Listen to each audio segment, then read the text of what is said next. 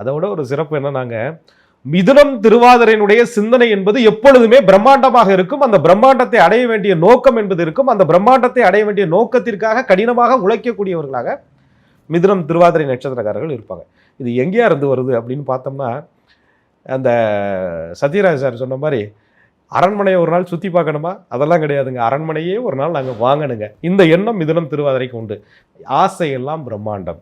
ஆசை அது பேராசைன்னு சொல்லிட முடியாது. அதுக்கு தகுதி இருக்குல்ல, தகுதி இல்லையா, தகுதியை வளர்த்துக்கிறோம்ல அப்படின்னு என்னைக்குமே தன்னை பலவீனனாக, தன்னை பலம் குறைந்தவர்களாக, தன்னை பலவீனப்படுத்துவர்களோடு சேரவே கூடாதுங்கிற சிந்தனை கொண்டவர்களாக மிதுனம் திருவாதிரை இருப்பாங்க. ஒருவேளை ராகு பகவான் கொஞ்சம் தோஷமான அமைப்பில் உட்காரும்போது இந்த சிந்தனையில் மாறுபட்ட தன்மை ஏற்படும்.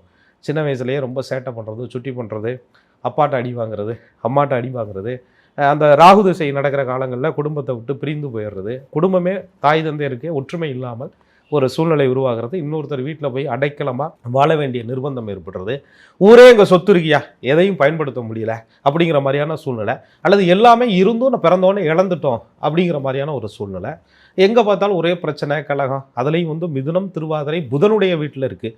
எங்கள் மாமா தாங்க எங்களை கடைசியில் கூட்டி கொண்டே வச்சு காப்பாற்றினார்.